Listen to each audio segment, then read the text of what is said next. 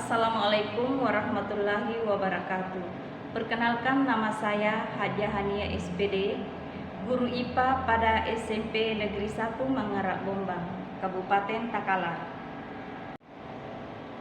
Anak-anakku sekalian yang saya cintai dan saya banggakan, pada hari ini kita akan belajar tentang listrik dinamis.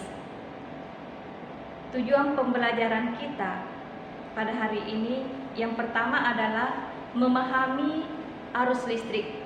Yang kedua adalah memahami hambatan listrik.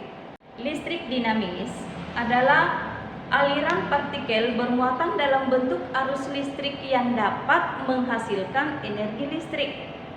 Listrik dapat mengalir dari titik berpotensi tinggi ke titik yang berpotensi lebih rendah apabila kedua titik tersebut terhubung dalam satu rangkaian tertutup.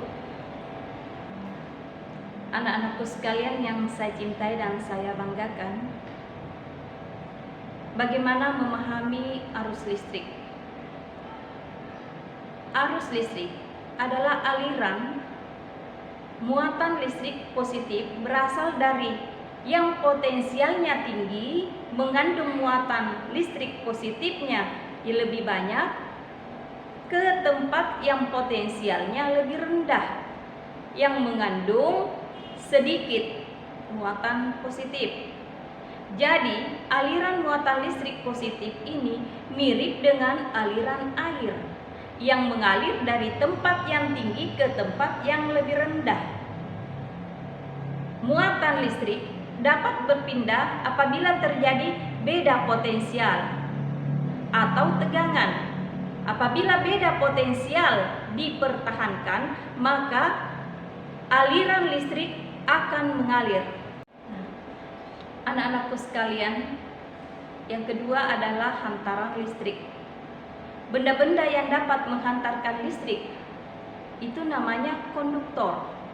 Benda-benda yang tidak dapat menghantarkan listrik disebut isolator listrik. Perak, tembaga, aluminium, karbon, dan besi itu termasuk adalah konduktor. Sementara karet, plastik, dan kain wol, kayu, udara itu termasuk isolator. Kemudian ada lagi bahan yang namanya semikonduktor. Semikonduktor itu tergantung pada suhu bendanya. Apabila suhunya tinggi, maka dia dapat berfungsi sebagai konduktor. Dan apabila dia suhu rendah, maka dia berfungsi sebagai isolator. Contohnya adalah silikon, germanium, dan arsen. Hambatan dalam suatu penghantar dapat diukur dengan menggunakan ohometer.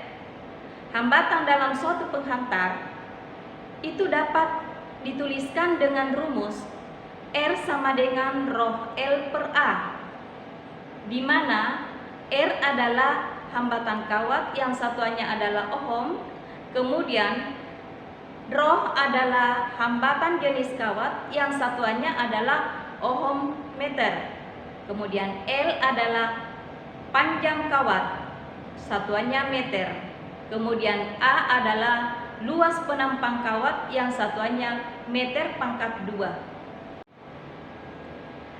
Jadi anak-anakku sekalian yang saya cintai dan saya banggakan, demikianlah pembelajaran kita pada hari ini. Mudah-mudahan apa yang Ibu sampaikan tadi mengenai arus listrik dan hantaran listrik dapat bernilai ibadah, dan Ibu ucapkan sekian dan terima kasih. Assalamualaikum warahmatullahi wabarakatuh.